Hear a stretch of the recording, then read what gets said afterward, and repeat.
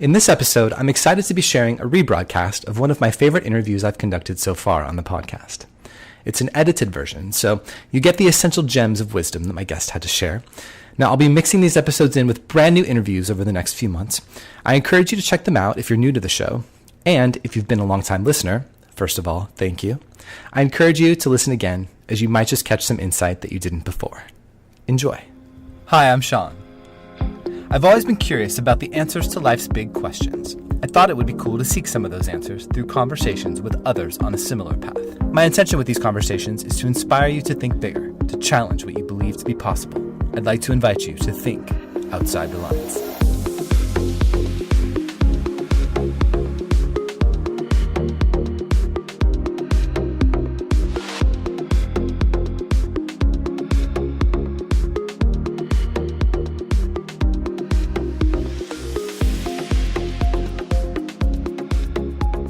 Hey, it's Sean, and I want to welcome you to the Think Outside the Lines podcast, where my objective is to bring you insightful conversation with thought leaders who are doing their part to make the world a better place. Now, I want to tell you about a couple of exciting things in the works.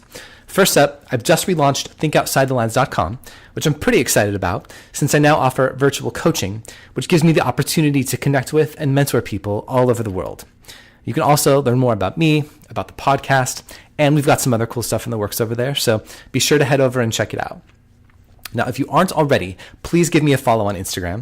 You can do that at Think Outside the Lines, so you can stay up to date with all the latest guests and everything related to the show. And lastly, I'd love if you'd head over to Apple Podcasts and leave a review for the show. I've got some amazing guests coming up, and the best way for new listeners to discover the show is for Apple to promote it. And they do this when a show receives great reviews in addition to streams and downloads. So I want to thank you so much for your support. I'm super grateful to everyone who listens, and I'm excited to bring you some great content coming up.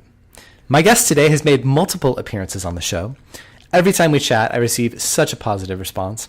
Her energy and her mission stem from a place of love, compassion, and service, and I'm always delighted to share our conversations with you.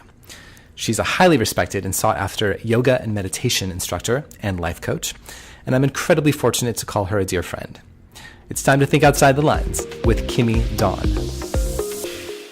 Tell me how a single mom, Army vet, doesn't just discover your passions, but how do you feel so inspired to embark on this journey that you're on to teach others? Well, I feel like I've been reincarnated so many times in just this life. And so I think it's, just variety and exposure to all of life's opportunities.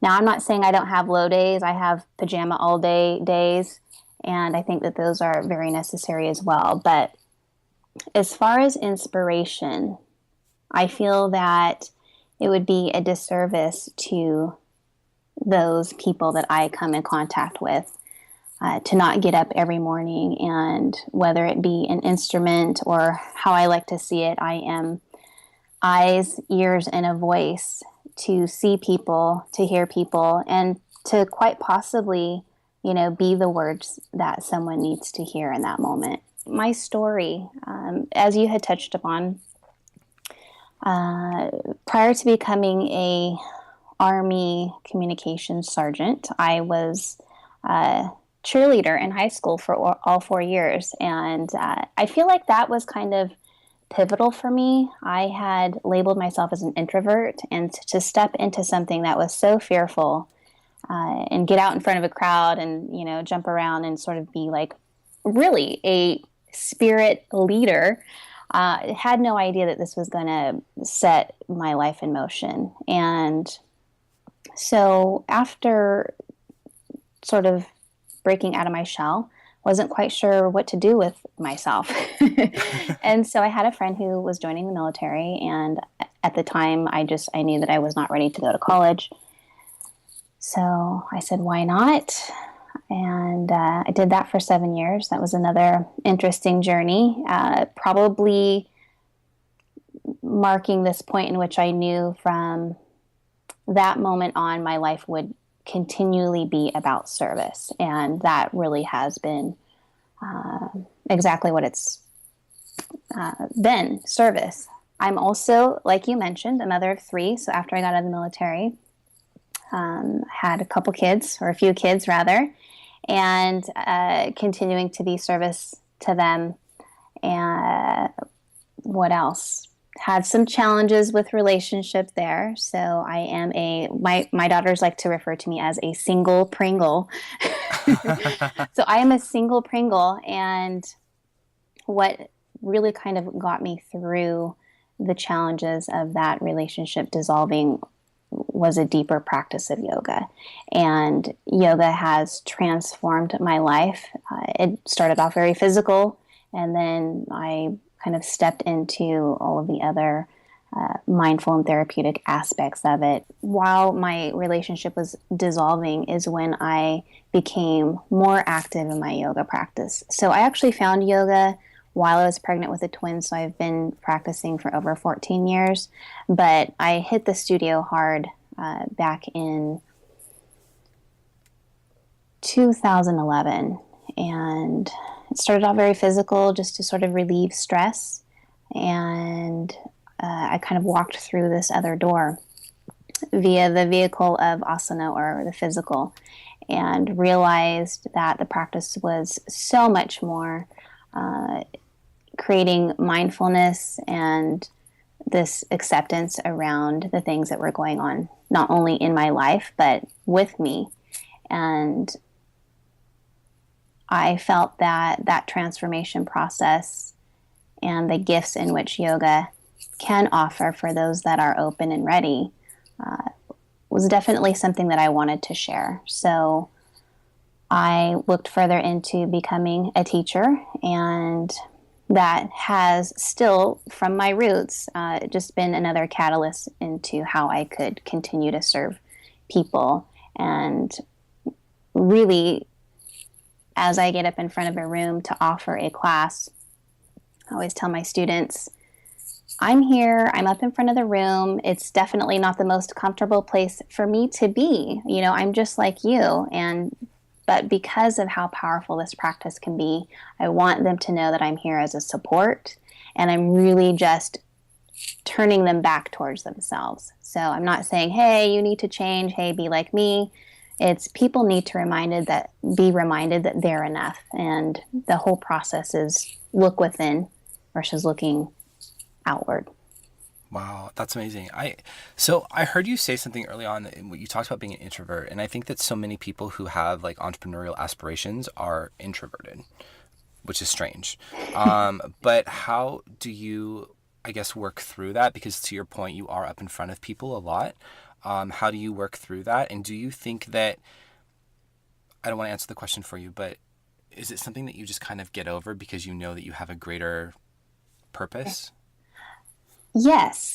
So I think once I defined myself as an introvert, I started to notice that I had extrovert qualities. So I thought, oh, great. As soon as you define something, I feel that you limit yourself. So I started to sort of look a little bit closer to the differentiation between an introvert and extrovert. And I found that there's something right in the middle called an ambivert. So now I think I'm more of an ambivert. But the best way that I can explain that resonates to me is, how do I repower or recharge? And so typically when I am in an environment where I'm in a scene, there's a lot of swirling energy about, a lot of people, I can be what's called on. And in order to reorganize, recollect, I need to step away, come into a place of quietness, reframe, and recharge alone. So I think that's where I get the introvertness. I started off as a very shy child, but, as you sort of pointed out, yes, I feel like I have a greater purpose. So I do need to step out of my comfort zone and be of service in that way. And I think that's kind of key to these entrepreneurs that claim that they are introverted, is how do you follow your dreams? And I know we'll get into that, is you gotta keep walking into those places of uncertainty and discomfort to do that. Talk a little bit about the challenges of pursuing your passion, and knowing that you have a greater purpose with, I guess, financial responsibilities, and how do you? Oh, let me tell you, because of this path, I think, there might be this perception that I am immune to challenges or I don't have real world things going on. And in fact, I'm still exploring my journey, in which I call moving towards financial empowerment. So, just to take you back a step, I actually have some versions of becoming financially successful. Speaking a little bit about my past relationship is, I was very comfortable. I was, secure financially. And so it was not something that I had to worry about much. But I'm also one of those people that, less is more. I'm not material driven, although I do enjoy the finer things in life. I think most Virgos do. Sure. So finding that sort of balance. So the yoga aspect, I heard early on that you cannot make a living just teaching yoga, and I do get to experience that on many levels. In fact, I have a partner, and we call it the yoga hustle, right? So we're always trying to hustle, like, okay, how can we get more gigs? What's coming up next?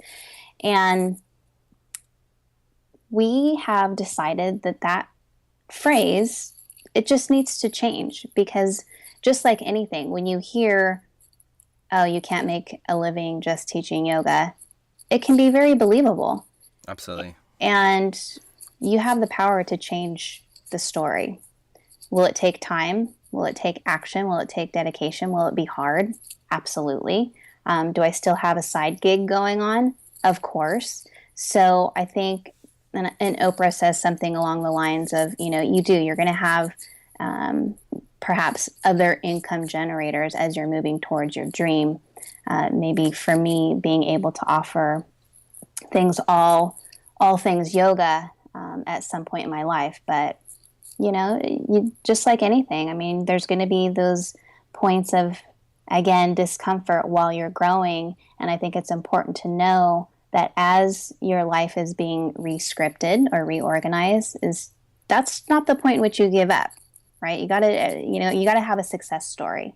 So be okay with, having some struggles and some challenge, and let those turn into wisdom so that you can inspire other people.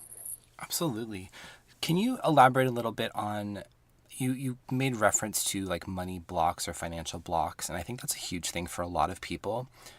There's something that we don't necessarily believe that we're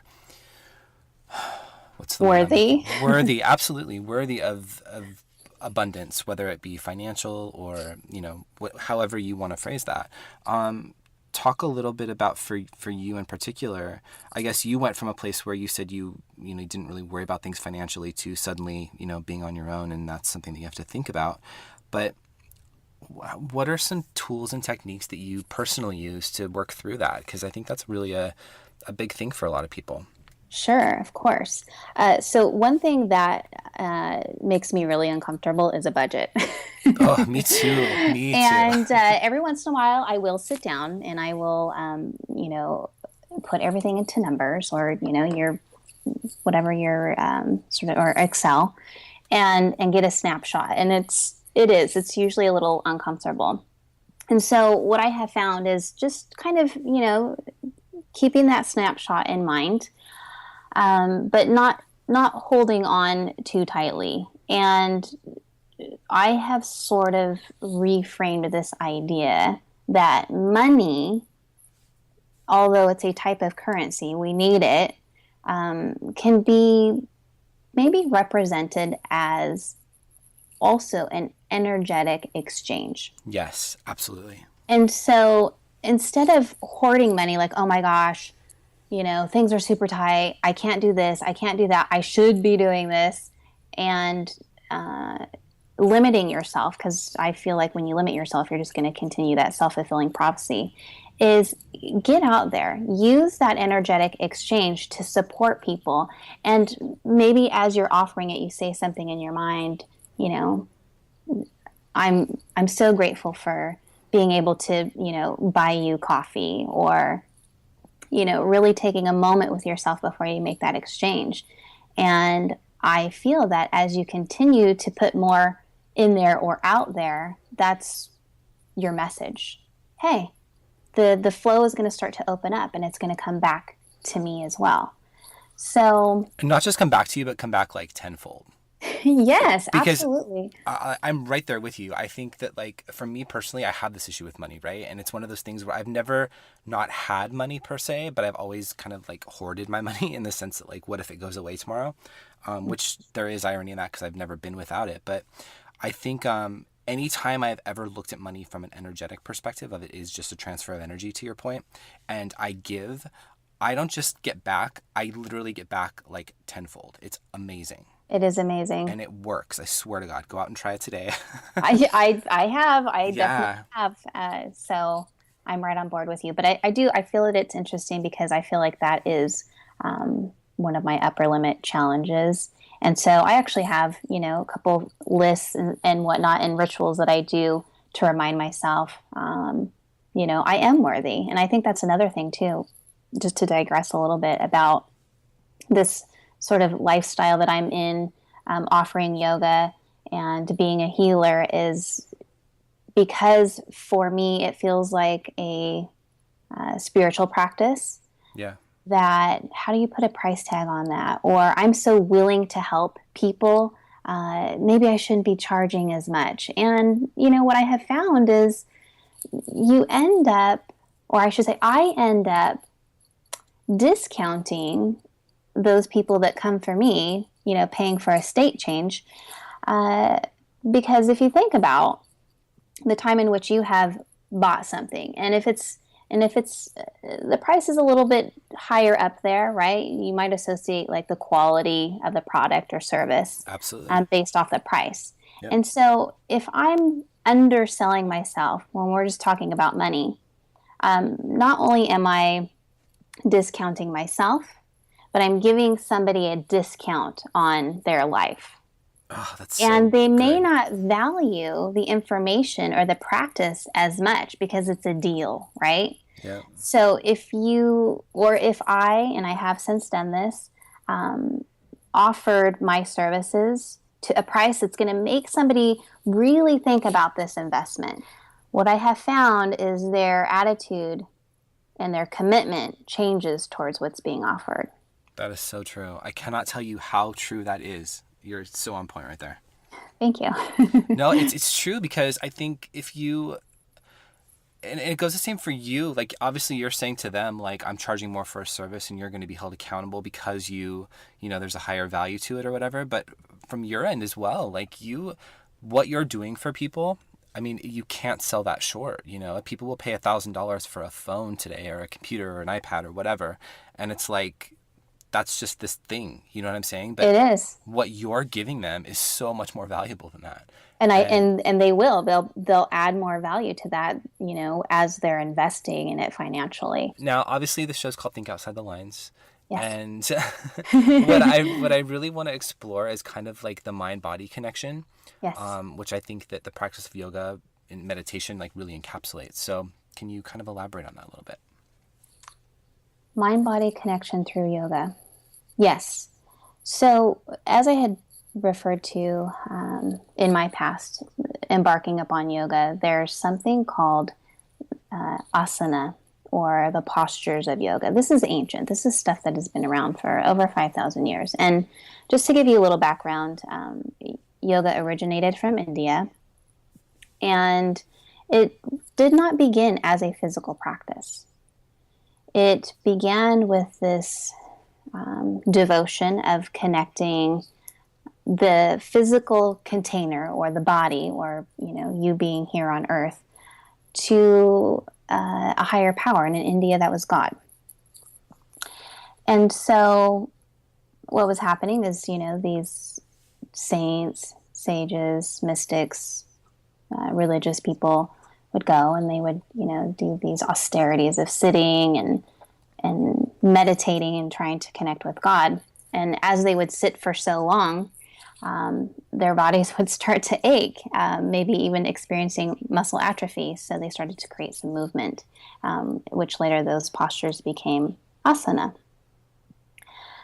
So there's this idea that I have,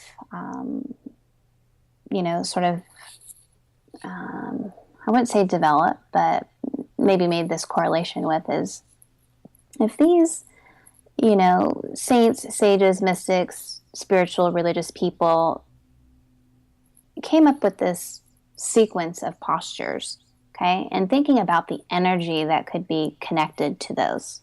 And then it became this sort of practice, this lineage that was passed on and on and on, that those postures are medicinal. It's almost, it's a ritual.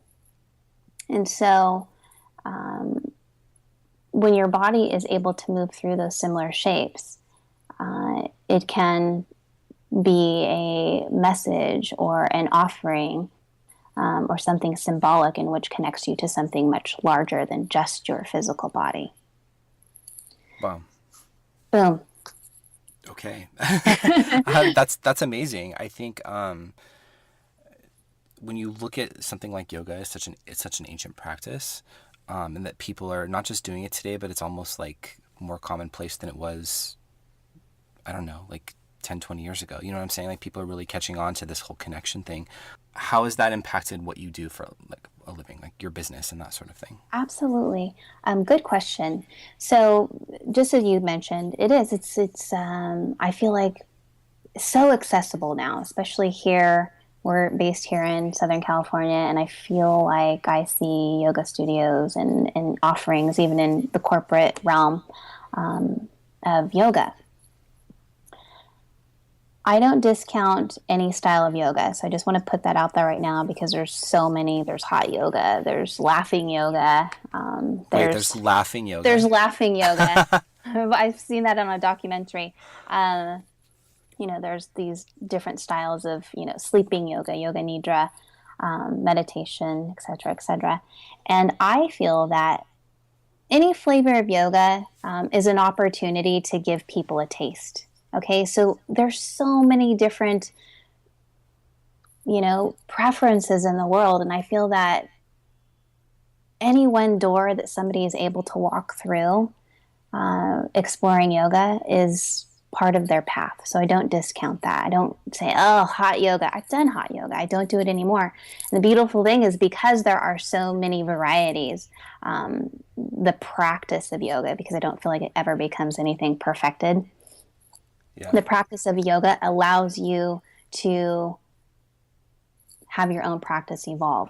And so another thing that I have found helpful for people that walk into a studio that I might be teaching is, the perceptions around, I'm new to yoga, I'm terrible, I'm not flexible, I'm not thin, all of these sort of collected ideas about what it takes to be good to practice yoga. As I say, yoga is not just about having this, uber flexible body. That will come with practice just because of the shapes themselves.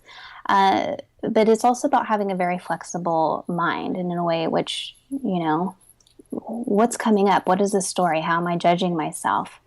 And being open to that change and knowing that there are just as many styles of yoga as there are bodies. So practice your yoga. I love that. I love that so much because I think part of the obstacle that gets people, or prevents rather, people from getting started with something like this, I would equate it to like going to the gym. You see people that are terrified to set foot in a gym because they're overweight or because they're not in shape. Yes.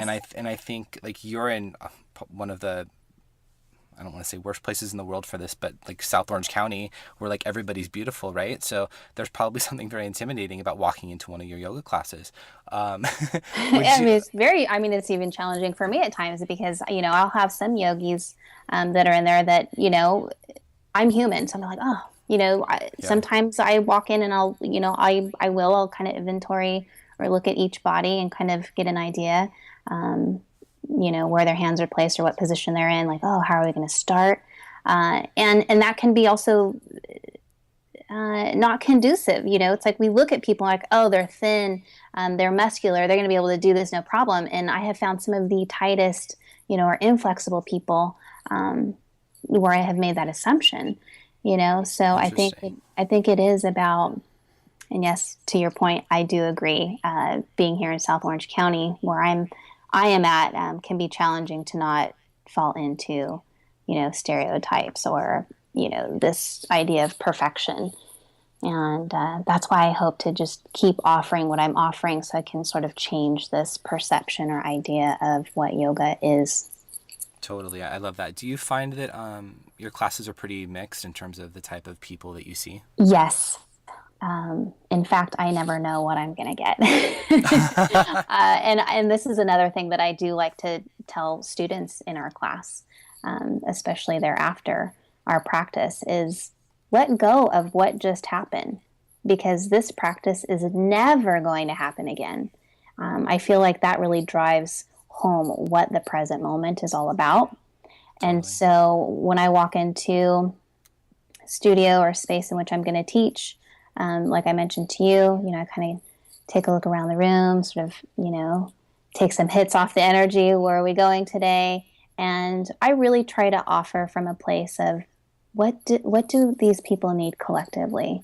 And also offering a range of possibilities. There's people that may find that being on their yoga mat and being in a community setting and hopefully hearing something inspiring is all that they need. And maybe they just want to be in one position on their mat. And so I say, honor that. Oh, if there's somebody that comes in and they've got to just expend some energy, do some other things outside of what I'm offering, do that. Maybe set up in the back of the room so it's not too distracting, but do that. And so I feel like I try to open up a lot of possibility, a lot of choices in my offering. It seems to be pretty well received, but in terms of popularity, I know I'm not going for, oh my gosh, Kimi Dawn, she's like the popular classes. I'm just, I am trying to really offer things outside the box. You know what, though? I think that authenticity, though, is what's going to make you popular, and that's what's going to make you shine, because people, you and I both, we've talked about that many times. Authenticity resonates with people. Everybody that's trying to follow their dreams, it's just as important to hear that and have support. So I appreciate that. In fact, I want to interject real quick, because this is something that's inspiring to me. And I don't have her quote verbatim, but it's something that I heard from Liz Gilbert in the realms of creating. And, she says that as you create something, and for me, it's an offering of a yoga practice, is setting aside this idea of taking the practice personally. Yes. And although yes. I may not be original, I am authentic. And so allowing whatever needs to be created through me to happen. And when it's done, just let it go. Don't sit and judge it and try to review it and how it could be different, because it's nearly impossible. That's meditation, right? That's what meditation is. You have the thought and then you let it go. Absolutely. Or sit with that thought. A lot of people think like, oh, meditation is to quiet my mind. I shouldn't be thinking. I shouldn't be doing this. And, there might be this string of judgments that starts to happen. And in fact, those have probably been some of my best meditations, is being super uncomfortable and noticing how easily I'm distracted or uncomfortable. And then just telling myself, it's okay. Absolutely. Absolutely. What do you believe to be the message that you were brought here to share with the world? If you could sum it up in a sentence or two. Be your own hero. When you can be your own hero, show up for yourself. I feel that really, truly inspires people to do the same. Like I said, we're always looking outward. How do I be like this? And that's great. There's so many people that are inspiring, and we discussed a lot of them during our time together. But knowing that, you were brought here with this innate wisdom and gift, and, share that with people. And in order to do that, you have to realize that, you're enough, and, be inspired by yourself as well. So inspiring. Thank you. I do want to thank you so much for being here. And I'm just going to ask you to commit to this now. I would love to have you back at some point and maybe walk us through some specific techniques on mind-body stuff if you're up for it. I would be honored to. Yay. Okay, cool. Yay. So go ahead and tell us where we can connect with you on the web. Yes. Maybe attend some of your workshops, retreats. Absolutely. Okay, so I have 2 websites. Right now, if it's just something that you're individually wanting to work with me, you can find me from my website. It's www.kimi, Kimi, Dawn, Dawn, all one word, .com. Again, thank you so much for talking to me today, and more importantly, for all you're out there doing in the world. I think it's really important stuff, and honestly, I feel very blessed to know you. So, likewise, Sean, and you're welcome. Thank you so much for giving me this opportunity. It's been an extreme honor, and I look forward to seeing you and connecting with you the next time. All right, I'd like to thank you so much for listening today. Now, if you're enjoying the show, please subscribe and leave a review on Apple Podcasts. It's the best way to discover new episodes of the show. And please share this episode with anyone you think could benefit from hearing it. Now, you can find the links to everything we talk about in the show notes, in addition to coaching services and so much more. Just head over to thinkoutsidelines.com. And feel free to drop me a line with any questions or feedback on the show. You can send an email anytime to hello@thinkoutsidelines.com. Until next time, go out there and pursue your passion today. Because remember, the best way to predict the future is to create it.